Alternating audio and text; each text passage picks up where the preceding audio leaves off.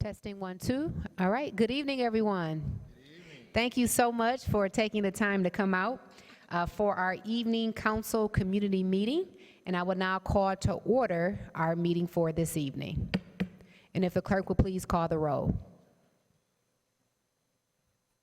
Sure. Councilmember Scott Benson. Councilmember Benson did indicate that he will not be present this evening. Clerk will so note, Madam President. Councilmember Fred Durhal III. Councilmember Letitia Johnson. Councilmember Gabriela Santiago Romero. Councilmember Mary Waters. Councilmember Angela Winfield Callaway. Present.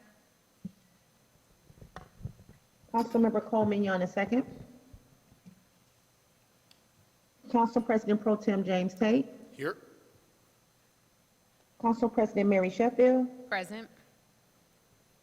Madam President, you have a quorum. And also, Madam President, I don't know if it's just my end, but I barely could hear you, and it sounds very muffled. Okay. All right. Thank you. Can you all hear me? Can you all hear me pretty well? Okay. So to our IT and media services, I'm not sure if there needs to be anything to adjust my volume for those who are attending virtually. If you would like to make a public comment, please raise your hand at this time, as we will cut off public comment very soon. Just raise your hand and we'll bring you a public comment card. If you are attending virtually, just raise your hand, and again, we will be cutting off public comment soon. We have Miss Brenda Simmons, who is here today to bring welcome remarks and also an invocation. Praise the Lord. I'm sorry, we can't hear you. I'm not sure if her microphone is on. There we go. Can you hear me now? Yes, we can. Oh, okay. If everyone would stand for prayer. I am Associate Pastor Brenda Simmons, and on behalf of Greater Grace Temple, I greet you in behalf of our pastor, Bishop Charles H. Ellis III, and our beautiful First Lady. The word of the Lord says, in all thy ways acknowledge him, and he will direct our pathway. So let us pray. Lord, we thank you and we honor you for this day, for surely this is the day you have made, and your word says for us to rejoice and be glad in it. And we are so glad that you allowed us to see yet another day. You allowed us to rise up today, to feed ourselves, to clothe ourselves, to go forth in you, even to this very moment and hour. And for this we say thank you. Thank you for this gathering on today, Lord Jesus. And thank you, Lord Jesus, that all will go well. Every agenda, every assignment, every task will be fulfilled. We thank you for every family that's represented here on today. And we believe that if there's any lack, if there's any illness, if there's any sickness, Lord, that you will turn it around for the good. We give you the glory, the honor, and the praise for this day. In Jesus' name we pray. Amen and amen. God bless you all. Amen. God bless you as well. And we thank Bishop Ellis and First Lady for allowing us to be here this evening, and of course, all that they do for the city of Detroit. We appreciate you all for allowing us to be here. Thank you. All right, we're going to now move to our recognition of department representatives and also council staff. All of the city departments that are here today, if you can please stand and be recognized. And we can start on my left, Mr. Downwell.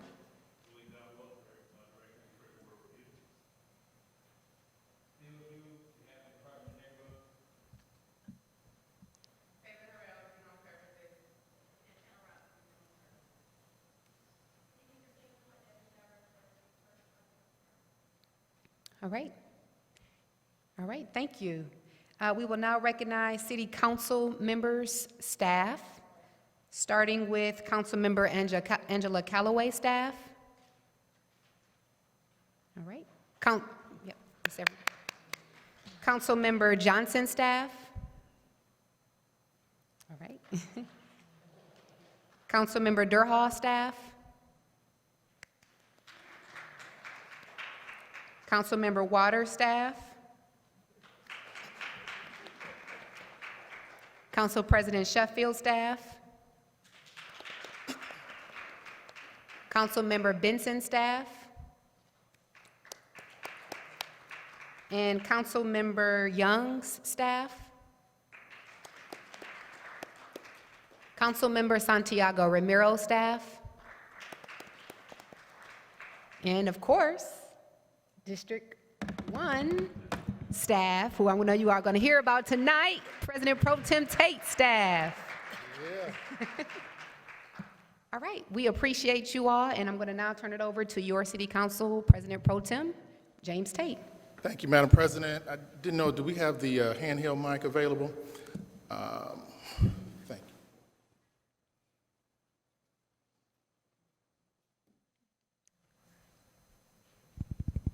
Good evening, everyone. Good evening. I talked earlier today about City Council having a few perks, and today is another opportunity for us to exercise one of those perks, and that is honoring residents of the City of Detroit who do great things. And tonight, that's exactly what we're going to do. We have a group of individuals who have gone for, I think it's 5 years now, and I don't care if when the pandemic hit, they still kept doing what they do. Last Saturday was the final cleanup of this particular year, but I have no doubt in my mind that next year the cycle is going to wash, rinse, repeat, and they'll be right back at it again. So I'm going to ask Ms. Mary Madigan, as well as Jackie Johnson, to come forward, please. And tonight we're going to be honoring the Rosedale Fun Litter Pickup Club.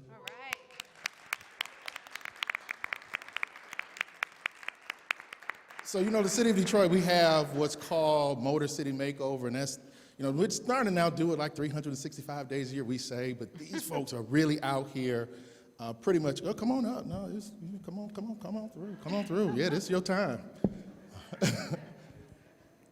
These folks have made a commitment to ensure that they work to beautify our community on a regular basis. And it's not easy.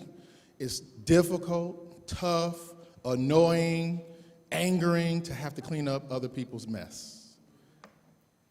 But unfortunately, and she just said it's fulfilling as well, especially when you see the outcome. But you should see these bags. And I've gone out with them a few times.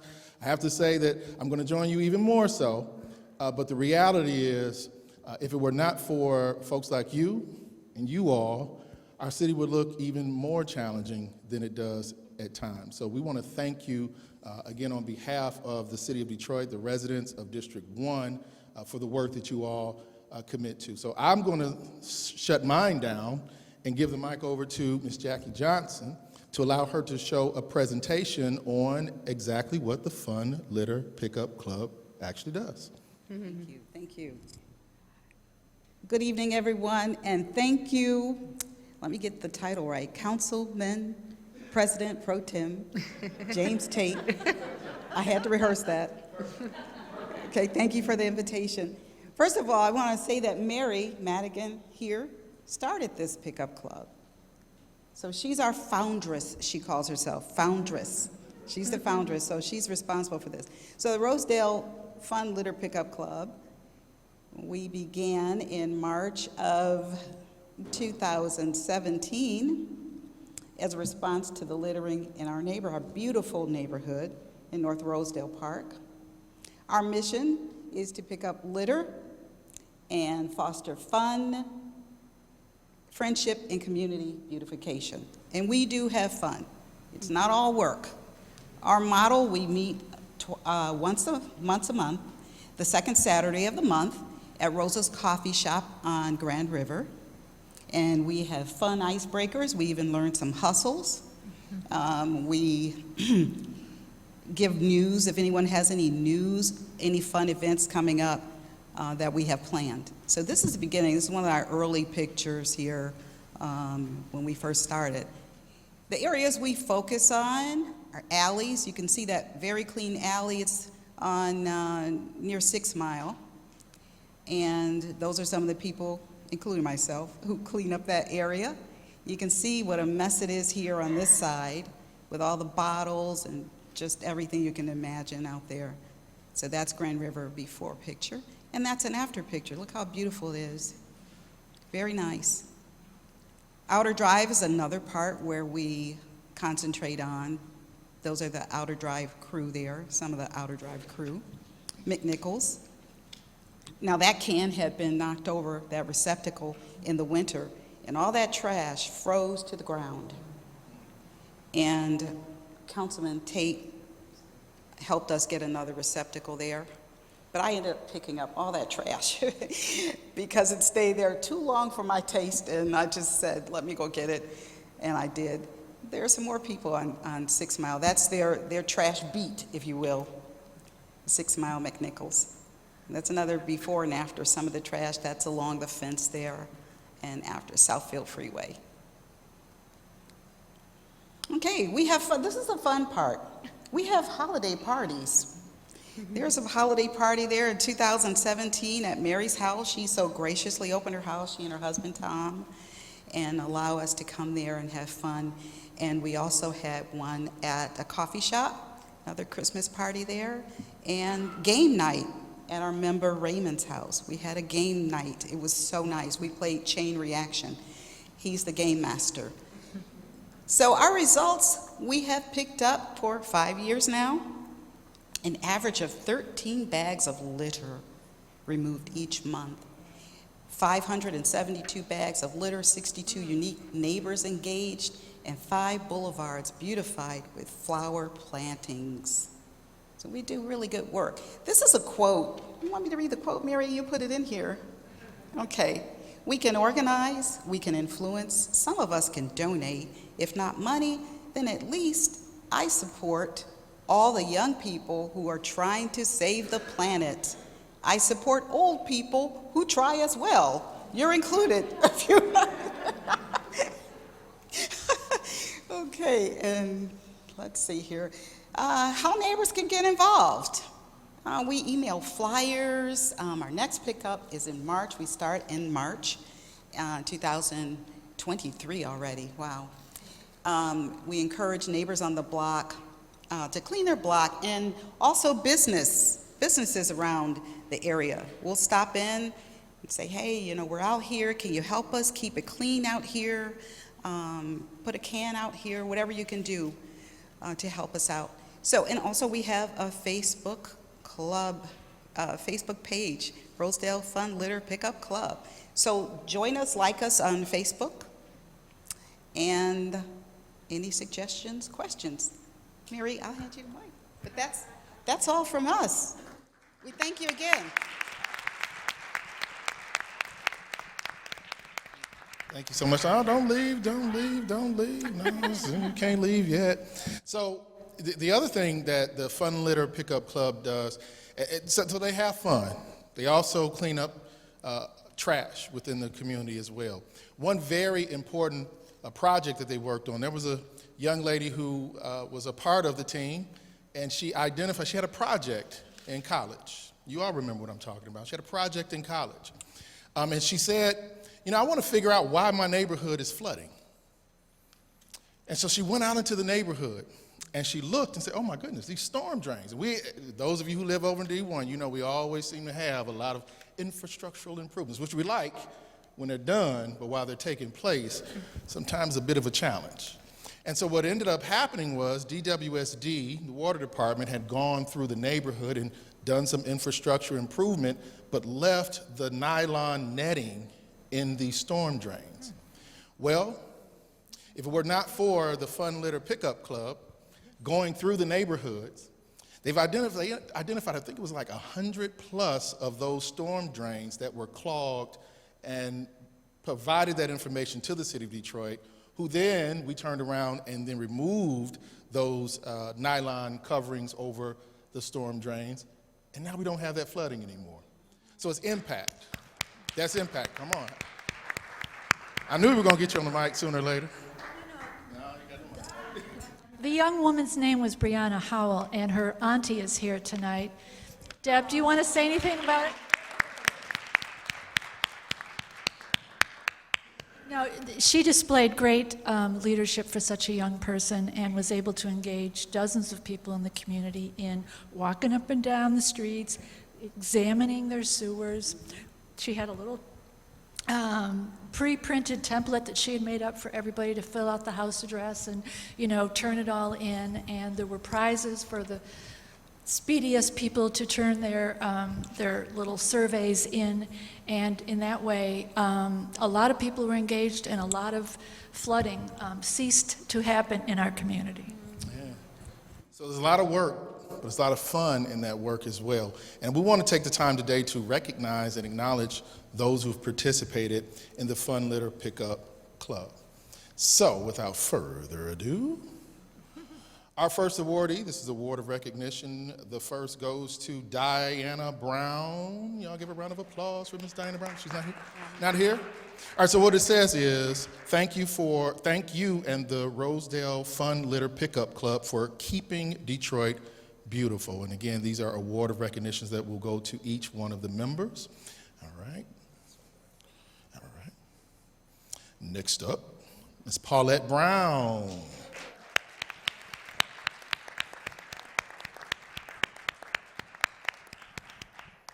Congratulations. If you can just take a step over there. Thank you. Ms. Kay Davis.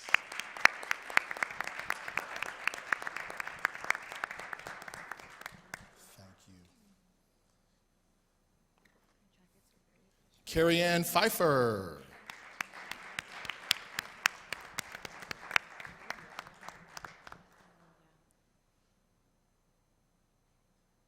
Congratulations and thank you.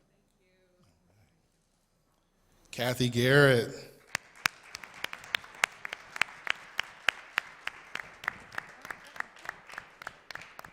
Congratulations, thank you. Raymond Gregory. That's the man right here. Appreciate you. Miriam Hughes. Is Miriam here? I didn't see her. All right, we'll put that one back. Mr. Kevin Johnson, come on up.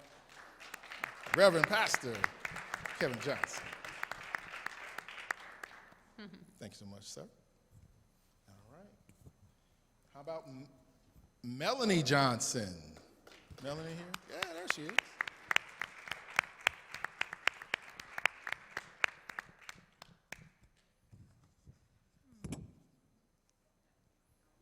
Oh, you look fine. Thank you. Congratulations. Non-Earl Jones. Yes.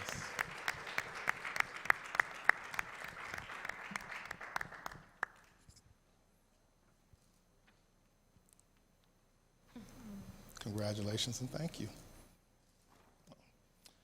Denise Macon.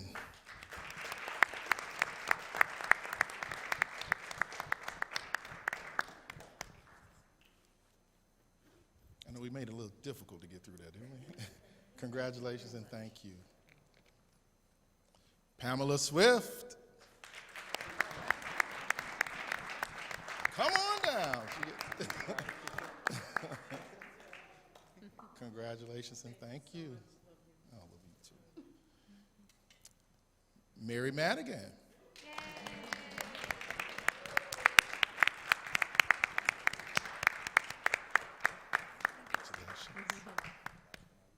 And last but certainly not least, Miss Jackie Johnson.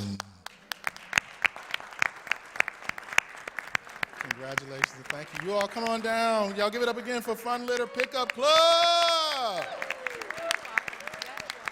We have a few more folks. Ms. Butler, come on up. We have one for you as well. So let me just say this. There's like 40 of them. Yes, yes. All right, it's 40 of them. This is just the folk who come out tonight. There's some who are watching right now via Zoom. Awesome. So they saved us on some paper tonight. But we're going to make sure that we hand those out at the holiday party that's coming up as well. So we're going to do a group photo. Nice. Great job. I know, right? Tom, can you get us? Yeah, Tom.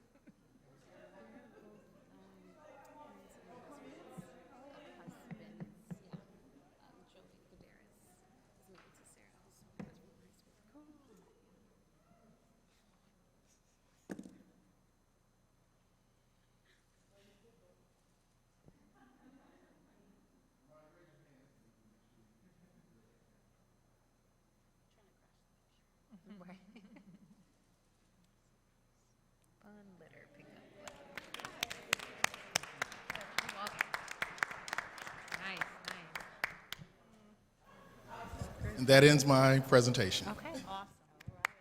Great job, Pro Tem Tate. Testing 1, 2. Yep, we've been joined by Councilmember Santiago Romero, and let's give our Pro Tem another round of applause. And of course, the recognition for this evening. Madam President, can I just say one thing? I want to give a shout out to my team, because here's the thing, I cannot do this by myself. We've had some transition, and this team has seamlessly pulled everything together, and I want to recognize them as well. Team, will you please stand up? Good to see you. We have Ms. Karen Williams, Ashley Michelle, Armani McAlpin, Jawan Howard, I think we see Lynn McNeil back there, and Chief of Staff Keontae Humphreys was not able to be here this evening, but she's certainly here in heart and soul as well. We got somebody else out there, come on. I'm waiting for Jai to come on through. Come on, Jai, don't be shy. And that's Jai Singletary, ladies and gentlemen. Wonderful team, great soul. Oh, that's right, Brandon. All right. Brandon Whitfield. They're coming from everywhere. That's the team that makes this thing happen. So I appreciate you all, love you, appreciate you. All right. Thank you so much, President Pro Tem Tate, and to his team as well for all the work that you all do. We've also been joined by Member Durhoff, the clerk would note. And we're going to go now to citizen concerns. These are residents that called in ahead of time, so they would have 4 minutes for public comment. And we're going to start with Ms. Vanessa Peak. Good evening, everyone. Public comment cut off. I am a long-standing resident living in the Farwell area of District 3. My community was devastated by the recession which occurred in year 2008 for the following reasons. Many of the homeowners work for the Ms. Peak, nearby I'm sorry, automotive Ms. Peak, plants. can you just talk into the microphone a little bit more? There we go. Do I get to restart? Yeah, my go minute? ahead. Okay. Yep, that's fine. I am a long-standing resident living in the Farwell area of District 3. My community was devastated by the recession which occurred in year 2008 for the following reasons. Many of the homeowners worked for the nearby automotive plants and lost their jobs. Predatory mortgage lending, and the city and the county did not have a comprehensive plan to address the matter at hand. I am here today because I am in need of help. I'm here to discuss concerns regarding the Detroit Land Bank Authority. They are the major stakeholder of the 9-block area in which I reside. They have never maintained any of the houses entrusted to them. Their actions have resulted in my community being unattractive to home ownership and a playground for criminals, slumlords, and squatters. They exploit the poor by selling them dilapidated houses for cheap that either should be demolished or require a substantial amount of cash to make them livable. They have never rehabbed a house in my community for purpose of selling as move-in ready as they advertise on their website and their capability of doing. Currently, they are removing blighted, dilapidated houses from the demolition list and attempting to sell them in my community. And we, as homeowners, have requested that these houses be demolished, and they should be demolished, and they're taking them off of the demolition roll. They're willfully allowing squatters who engage in illegal activity to occupy their property despite complaints of us nearby residents. They refuse to vet buyers for the purchase of houses in my community as it's done in areas being gentrified. Here recently, they have started selling houses in my community to hardcore criminals for $1,000. One criminal tells another one about the ability to buy these houses, and then they also direct them to other houses in my community owned by the Detroit Land Bank for which they can squat in. These criminals are now controlling my 9-block area in which I live as a prison ward. I have brought this to the attention of the land bank on numerous occasions. These criminals have no interest in having a community that is clean, safe, and inviting for home ownership. They seek to create an environment that is conducive to conducting illegal activity. Here recently, I've heard the council bring up issuing blight tickets. Let me tell you what happens in a community for a person like myself. When the 11th and the 7th merge to temporarily become the Northeastern District Police Community Relations Council, I served as the president. So when Ms. Parker, when someone complains in my community and Ms. Parker sends an inspector out, and an inspector goes to these houses where these squatters are, who do they look at? They look at me. They look at me for several reasons, because I've never sat back when our geographic area was not a part of the hardest hit funds, and the city of Detroit did not provide any funding. What did I do? I engaged myself active with the police department. I started a nonprofit organization. I went to the Detroit Land Bank. I asked for permission to board up their houses. I see what they're doing in other areas being gentrified, but they're offering no help to us, and I need some help. Essentially, what we're asking for in our community right now is to stop the land bank from selling any additional homes. We have homes in our communities that should be torn down. Since I think it's Proposal D has been enacted, we have had no houses demolished, and they continue. Regardless to what we say, we want to see our area turn back to home ownership. We're in need of help. And when I say to you, I had a situation a couple weeks ago. Ms. Parker sent out inspectors. These criminals were issued tickets. Can you imagine someone going like this, telling you, I'm going to kill you? And this is the individual who has been incarcerated, who had already killed 2 people, and he tells you, for every good that you've done, I'm going to make sure I destroy you. And also, we have an individual in our community right now. The land bank recently sold the house. He's got 24 counts. He's up for trial. 4 of those accounts are attempt to commit murder. If you could only understand what we as residents are going through, and I am just asking for this council to have someone sit down at the table with us in the land bank and to temporarily stop the sale of any other houses till we can figure out what to do. I take All right, someone thank you. threatening my life to be very serious. Thank you, Ms. Pekin. No one should be doing that at all. So we take that very serious as well. I'm sure you've been working with Member Benson, who represents District 3.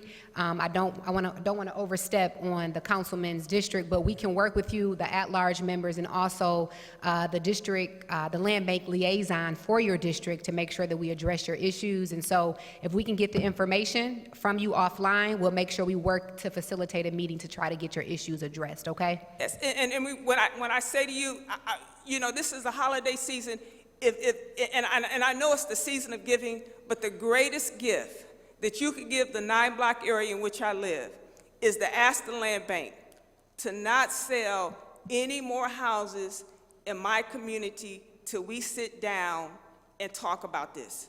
All right, thank you so much. And if you have the addresses of the homes within your community or a neighborhood that you're referring to, that will be helpful as well. Okay, thank you so much, Ms. Peak. Mr. Cunningham?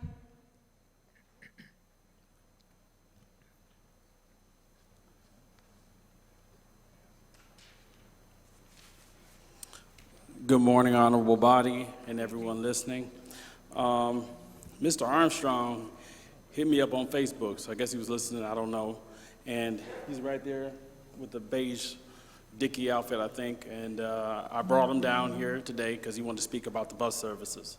So anyway, the hotline number, those that listen, 313-444-9114, 313-444-9114. On Facebook, Force Subservience Cunningham. There's a DDOT meeting this upcoming Thursday. I'm asking for this honorable body to send an intern or send a staffer to the DDOT meeting and possibly send out an email blast about the meeting or put the meeting on your social media this upcoming Thursday. One thing I've been doing, because we're down 80 drivers at DDOT is, and it's going to be it's rough this summer, it was rough this spring, I've been giving out hand warmers.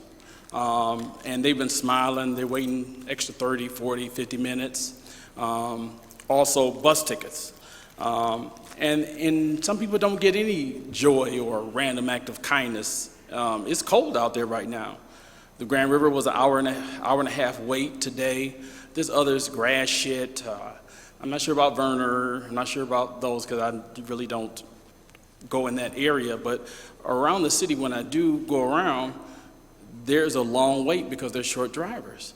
Imagine 20-degree weather, snowing weather, rainy weather, and I'm asking you on your own, get some hand warmers. You know people in your community, roll your window down partially so you don't get COVID or whatever, but give them a hand warmer, give them some coffee, some hot chocolate, just give them a random act of kindness because it's going to be a rough winter.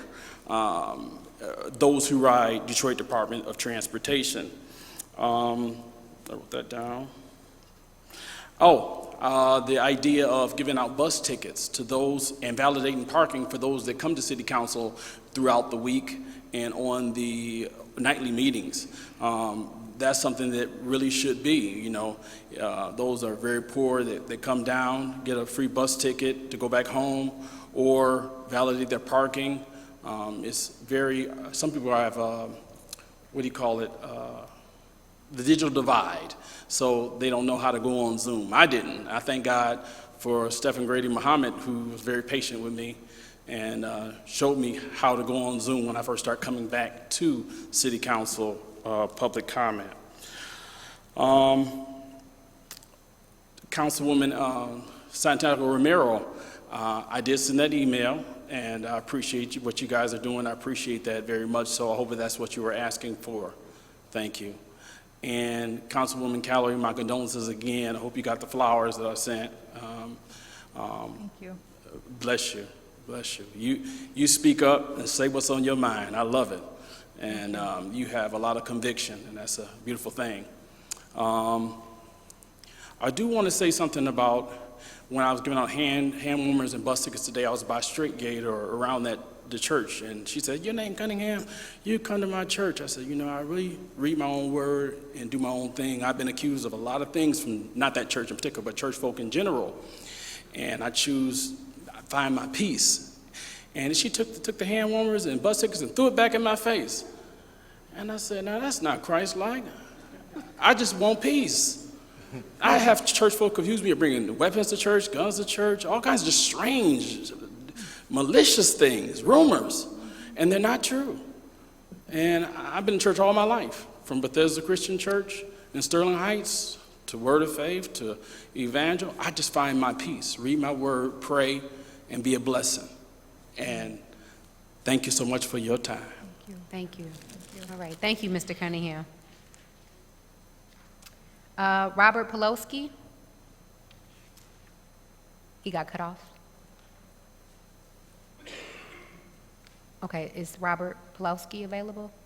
Okay, and then we're going to cut off public comment.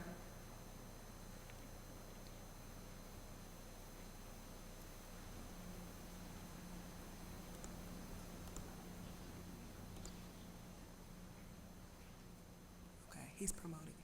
Okay. Can everyone hear me? Yes, we can. Good evening.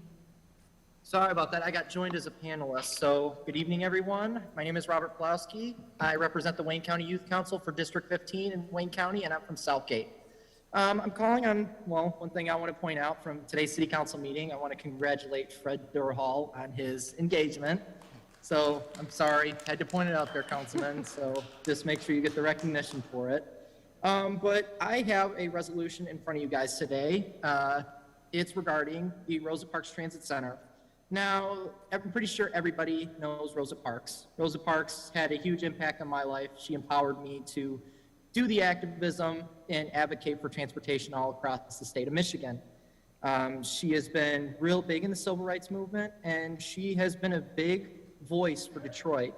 Her activism shows for her bus boycott in Alabama, and she advocated for transportation for all rights, all people of all different backgrounds, and that's what I stand with. I don't want to get too much into detail with her history, but we all know that Rosa Parks Day is February 4th of each year, and the opening of Rosa Parks Transit Center, which was July 14, 2009, to honor her legacy in the city of Detroit, was a remarkable day for all Detroit residents and also for the city of Detroit. It not just gave everybody a new transit center here in Detroit, it gave an honorable legacy. It honored her legacy in the city of Detroit for her movement in the civil rights. And it shows each and every day that everybody has a voice. In these trying times, it's crazy. And one of the things I focus on is social justice. Social justice is one of my biggest focuses. and just her empowering people in the city to fight for change, that's where we're going to get. We are the future of the generation, and the only way we can do that is if we start making a choice. So I propose a resolution here today. On December 1st, 2022, the day of her arrest, today, as of course, it would be an unlawful arrest, but it did change a lot of lives and it impacted a lot of people, and it makes people's voices be heard. Today is a change that we deserve, a change in our future. And I propose a resolution here today on December 1st, 2022, that we honor Rosa Parks for her legacy in the city of Detroit this day forward and years to come. It is long overdue, and her arrest shows that how much impact she had on the community. It shows day in and day out that everybody has a voice here in the city of Detroit. And it's not just the city, it's our country. Social justice is needed throughout our country. There is too much civil unrest, and all we can do is pray for peace. We need to love each other, and we need to focus on how to accept one another for who they are. Wayne County is one of the most diverse backgrounds. Wayne County is home to a lot of folks and a lot of people, and we honor that. And today with this resolution I propose, it's today that we start making change and we start honoring the legacy of the one person that started the civil rights movement this day on December 1st, 2022. And the one thing I want to point out lastly is our DDOT community input meeting, which will be at 5 o'clock on Thursday. It'll be via Zoom from 5 to 6:30. Please come voice your concerns, bring some staff from City Council, and make your voice heard. Like I said, transportation is essential, and the only way we're going to get that done is if we start making our voices heard. We are Detroit. We are the future. We will not back down. We will stand up, and we will fight back. Detroit for all, and our voices are heard. Thank you. All right, thank you so much, Robert. And if you can please send over that resolution to City Council so that we can move forward with it and approve that.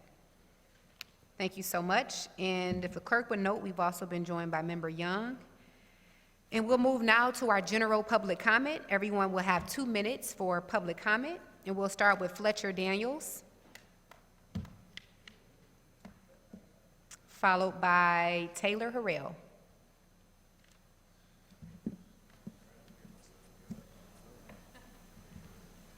Evening, Council. Good evening. I thought you had canceled. I put my notes and stuff away. Give me a second there. I'm sorry? I put all my notes away. I thought you said Oh, it was okay. over. I was like, oh, great. So just give me a second there. All right. All right, evening. My name is Fletcher Daniels. I'm a resident of the Old Refford community and the member of large for the Greater Sand Hill Block Club there. I was asked to come here to represent them today, so I'm the representing E-Board member for today. We had our last, or second to last, E-Board meeting this last month. It was October. And they had a couple of questions in our meeting that we didn't have answers to. And hopefully you all would take some time to hear what I'm going to say and then collect some answers and maybe even come to our next board meeting and maybe fill in some of those blanks for us. Our biggest concern in our community is the Rogale Golf Course, especially one on Berg Road, since many of our members live on Berg. We've recently heard that the development is under review and possibly being canceled because of soil issues, because of, where are my notes at? Jesus Christ, it was there. Allegedly too expensive to clean up, and our block club was requesting a report of the findings that they came to this conclusion that was too expensive to clean up. It is really important that we find a way for that space to be fixed up. If the city can't do it, we would like to be able to have the capacity to do it ourselves, or find someone who can do it, or put a move to make sure it's done.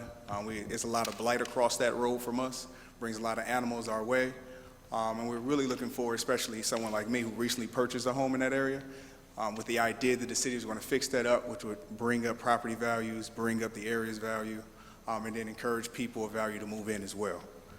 So the Rogale is a big piece, and our last piece is, crap, I'm running out of time. We just stick to those. If I find my notes again, I'll come back to you. Thank you for listening. All right, hold on one second, sir, before you step away. Pro Tem Tate. Hey, and welcome to District 1. Thank you, You moved Mr. over to the neighborhood recently.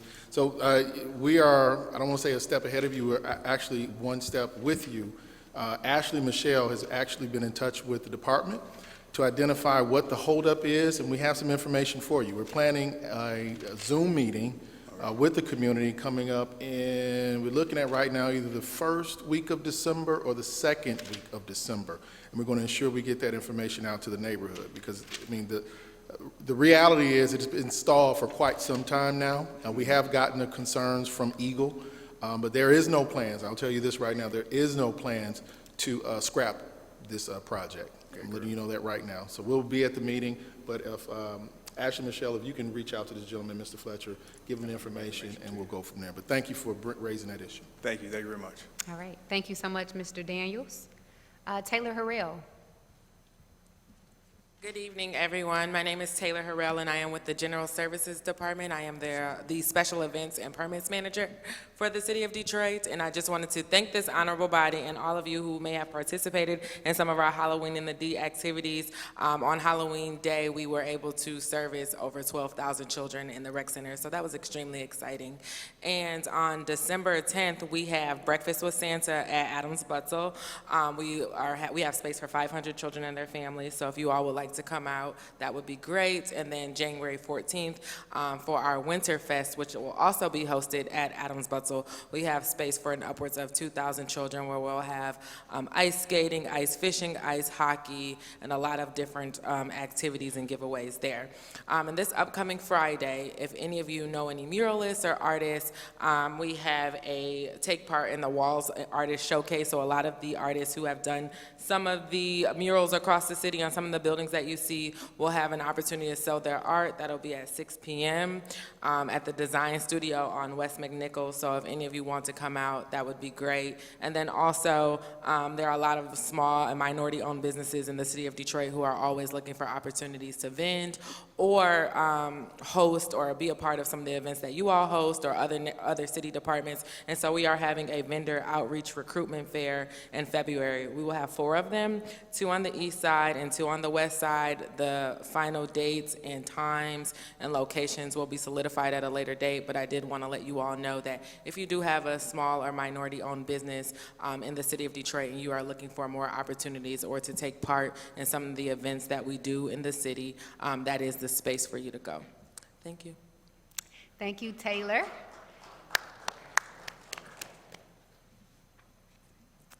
Jonathan Armstrong. All right, Mr. Armstrong. I'd like to thank, first of all, the master creator who created me. But my problem is this, with the bus, there's a lot of people out there that's not right, but we're not here to talk about that. There's a lot of issues going on. But I'm always on the Van Dyke and Lafayette bus. I ride the bus a lot. And this guy, right off the rip, something was wrong with him, and it wasn't godly-like, period.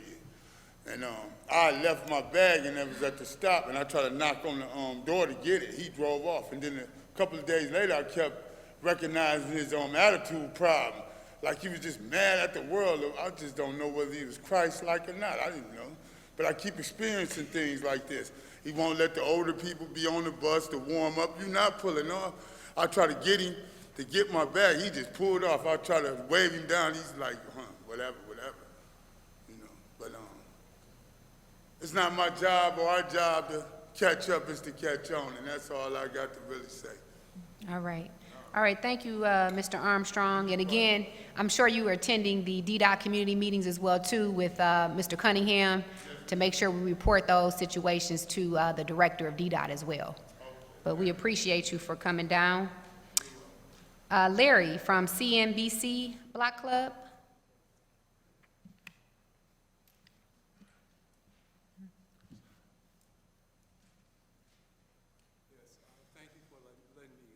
Express this. We have a concern about the establishment that's being opened up pretty soon, right on the corner of 8 Milenberg Road. At one time, we were told that it was going to be a adult entertainment location. Then we were told that it was going to be a fancy restaurant And then it was told that it was going to be, I don't know. I would think that before something is okayed, that someone would know exactly what's going to be there. And really between Berg Road and maybe Livernois or so, I mean, how many do we need? I mean, there's like 6 or 7 of them that are in that area, and they're all on the Detroit side. Or I cross over to Southfield, nothing.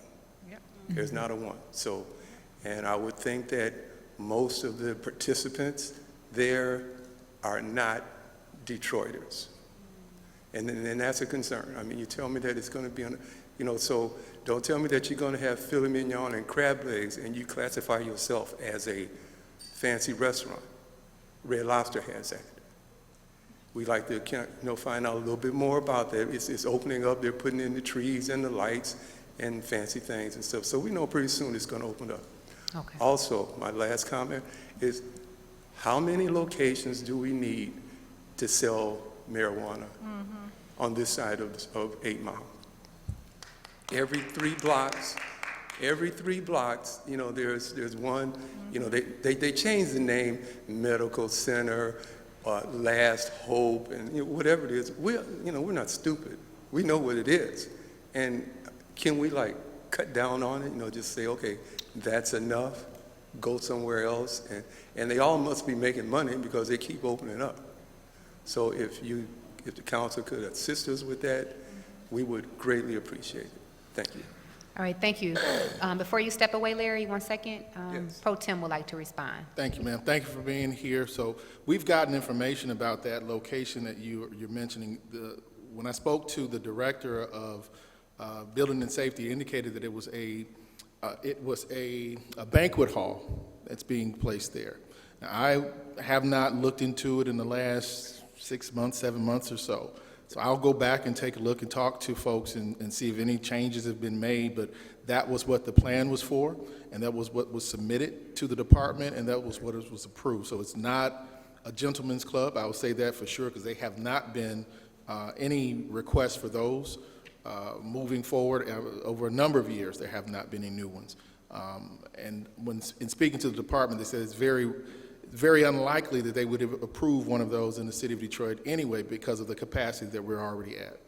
And as it relates to the marijuana locations, so the city of Detroit isn't yet to award any of the recreational marijuana licenses.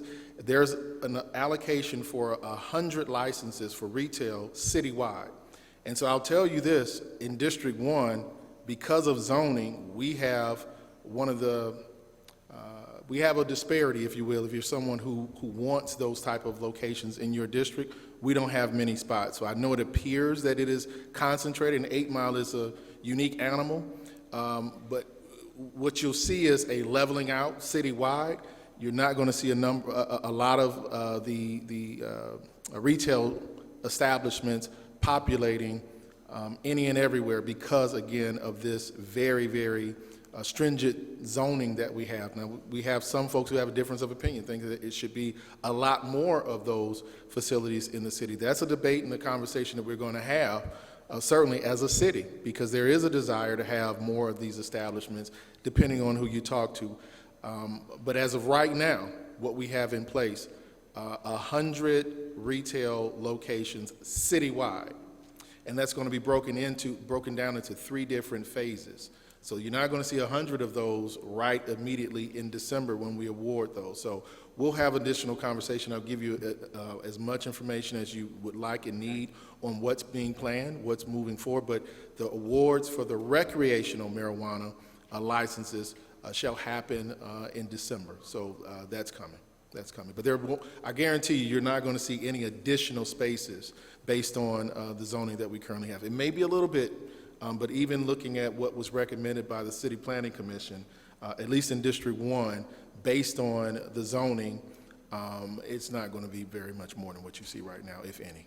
So one question. So all of the ones that I've seen, because I travel up and down 8 Mile, such as like cookies and all that stuff, are you saying that all those are medical people that have cards and stuff? It's not just selling to the public? Yes, sir. And I'll tell you this, and I know Madam President will, and we can take the rest of the conversation offline. Okay. That's the case, but I'll tell you, those places more than likely are going to be applying for recreational as well, and I'm going to be honest with you.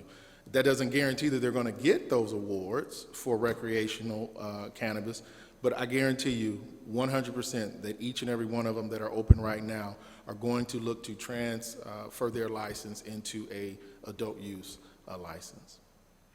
Okay, thank you. You're welcome. All right, thank you, Larry. Yes, Member Young? Thank you. Larry, right, sir? What's your last name? I don't feel kind of call you. Say it again. Mathis? Okay, Mr. Mathis, that was excellent what President Pro Tem said. I just wanted to say, on my end, what I think would be better and what I've been working on is that we change zoning, particularly downtown, to be able to move a lot of these businesses that I think would be better off downtown. I'm not saying that we're going to eliminate the footprint, but I definitely think we can have conversations about either reducing or at least changing the concentration of the way it looks based on them going downtown, which I think, quite frankly, is better for business. Because it's a business, it should be in a business district. And so these are things that I'm working with the City Planning Commission on right now. We've worked on some things in Eastern Market as well, which I think would be better because it's a business. And so I want to work with you. I'm going to have somebody from my office reach out to you so we can keep that conversation going. So if anyone has, because you're one of your at-large members, so if anyone has any conversations about this in the future in terms of what we want to do, these are just something, and I'm going to work in tandem with my colleague and leader, President Pro Tem Tate, in order to make sure that we can have different solutions on how we could talk about changing, at least trying to talk about having the conversation of reduction. I think in a lot of these areas, I think if we go vertical, and what I mean by that is actually having these marijuana businesses be in these high rises on one floor or another floor like they have in downtown in some areas, I think not only can we deal with the vacancy, which right now, after COVID is about 50%, maybe a little bit more than that, I think it also could deal with the terms of the concentration overall in District 1 and across the city. So I just want to let you know that as well, a little tidbit. Thank you. All right, thank you, Member Young. All right, we can turn over to our virtual public comment. The first caller is Renard Munshunsky. Hi, good evening. Can I be heard? Yes, good evening. Good evening, Madam President and President Pro Tem Tate and members of council. Thanks for being able to speak at this time. I just wanted to, again, reiterate my support and thank for Public Health and Safety Committee for passing the DDOT Bill of Rights and ask this council to support this simple measure for bus riders as we get into the winter months. And a lot of these are just a basic statement of rights like on-time service, reliable communication, public input, a lot of things that DDOT have already embodied, but we would like to see in public and writing, of course. In terms of, now I'm speaking as a resident, as we're going into next year, I-375 is going to be a major construction project, and I want the city of Detroit, especially DDOT, to be able to sit at the table and be a stakeholder in those type of meetings. And also, I'm curious to understand how the land will be conveyed to the city of Detroit. Will there be opportunities for a truly affordable low-income housing and bringing back the spirit of Black Bottom as well? So really interested in what that development is going to look like for the city of Detroit and what our involvement is as a lot of these transit grants from the federal government are going to change the shape of our city. I also wanted to express support for the new center intermodal facility. That's the kind of working name for what will be the new transit center for Greyhound and also for Amtrak that will be located Woodward along Baltimore. And I'm just in support of that project and also serve on a community advisory council for that as well. And MDOT is going to have its public hearing at the College for Creative. All right, thank you, Renard Munshunsky. The next caller is Barbara Salter. Hello, can you hear me? Yes, we can. Good evening. Good evening, and thank you for coming over to our District 1. My name is Barbara Salter, and I'm the secretary of the 1920 Burgess Block Club. Hello, Councilman Tate. I'm calling, I just wanted to know, is there anyone or any organizations in District 1 that's going to be giving out turkeys in our area? We are hearing about other people giving out turkeys for Thanksgiving, but they're for ACC, and others are doing it, but they're further away for our people. So I was just wondering, is there anything or any groups in our area that's going to be doing that? And if so, can we get that information that we can get out to our residents to help them during this time? And that's my question. All right, thank you, Pro Tem. Yep, thank you, Ms. Salter. We'll get back in touch with you online and give you a list of locations that we're aware of and get you that information, ma'am. Thank you. We do have your number, though. We have your information. All right, thank you. And the last caller is Fran.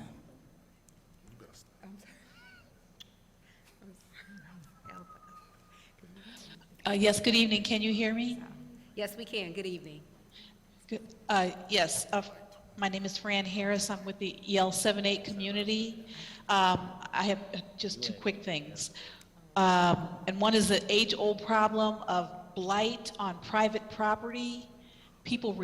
Citizens report the issue, blight tickets are issued, but because the blight is on private property, nothing ever really happens. I was just wondering, has there ever been any studies, like maybe we'd look at other urban cities and how they handle the issue, because residents just stay frustrated. And it's like a mouse on the wheel. We report it, they get a ticket, and that's all that happens.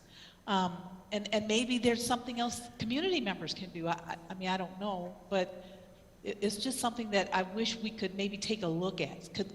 And council maybe come up with some other ideas on how we can handle that to actually correct the problem. The other thing I wanted to mention was council recently rejected a proposal for food safety, the food safety ordinance.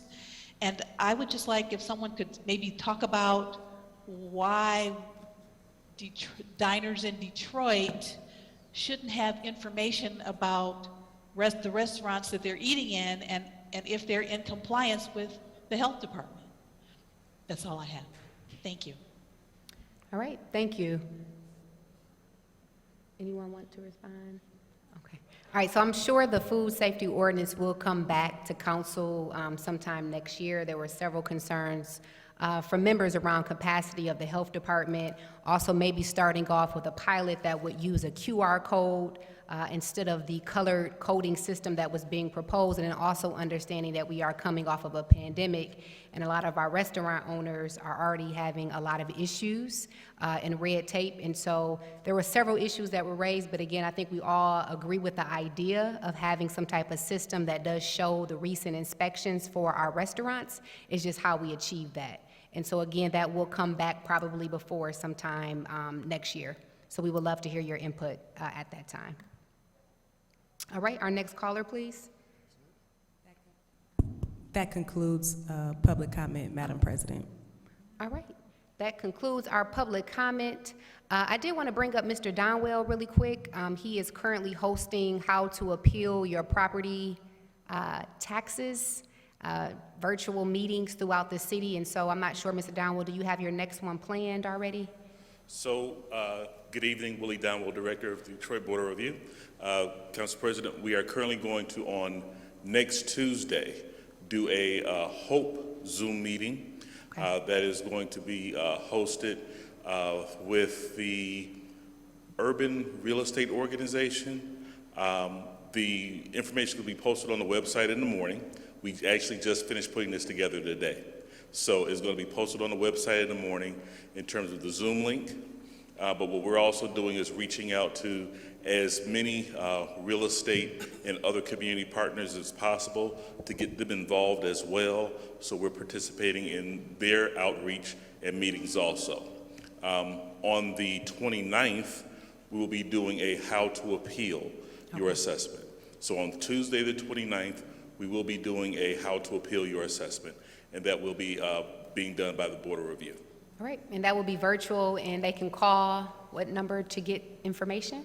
Yep, they can call 313-628-0722, 313-628-0722, or they can email the Board of Review at boardofreview@detroitmi.gov, boardofreview@detroitmi.gov.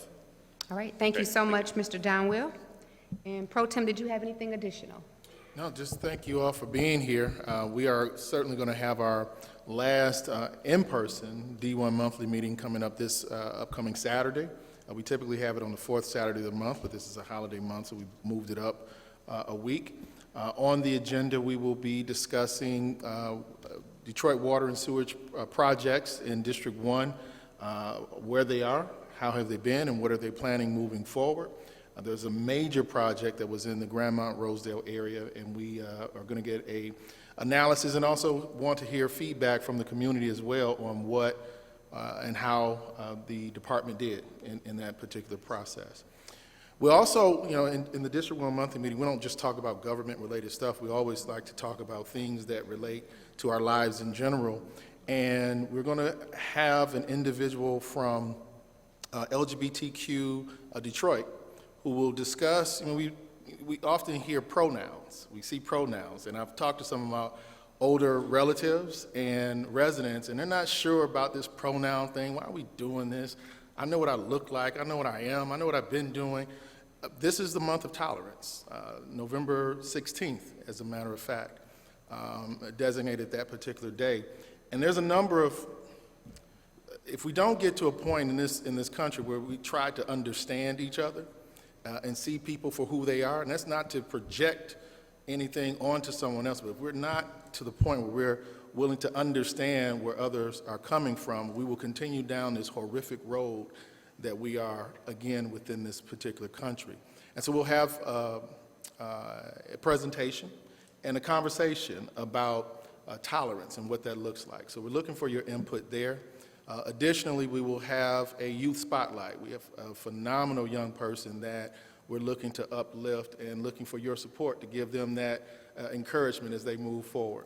So that will be this upcoming Saturday at the D1 monthly meeting, which will take place at Crowell Rec Center over on McNichols Road at 10 a.m. We will make sure we get out additional information out to the community, but we would love to have you there at, again, our final meeting of the 2022 year. But again, thank you all for being here, and another big shout out to the Rosedale Fun Litter Pickup Club.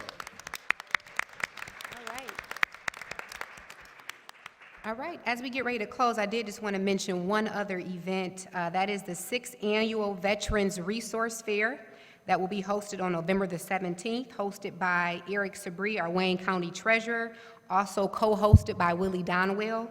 This event will have resources available for jobs, healthcare, foreclosure prevention, employment, housing, utility assistance, and much more. It is an all-day event, and it is virtual for anyone who knows veterans. If you are a spouse, a family member, or a veteran yourself, please attend. Again, that's November the 17th from 10 a.m. to 2 p.m., and it is online. If you are interested, you can contact our office, and we can provide you with that information. The number is 313-224-4505. And I just wanted to make sure people were aware of that event. If there's nothing, yes, Member Young. Thank you, Madam President.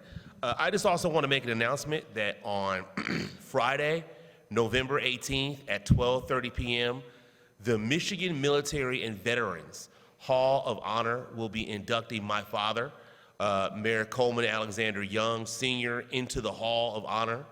And I'm going to be taking members from the Coleman A. Young American Legion Post 202 and members of the Tuskegee Airmen by bus. The induction of my father will occur at the Michigan History Museum in Lansing, Michigan at 12:30 p.m. So that's again on Friday, November 8th, 12:30 p.m. at the Michigan History Museum in Lansing, Michigan. Love to see you if you could come. Thank you and God bless you. All right, with that being said, if there's nothing else to come before us, thank you all for your time this evening. Thank you for coming out. Everyone be safe, be blessed. This is our last evening meeting of the year, so happy holidays to you all. Enjoy your families, be safe, God bless you all, and have a great evening.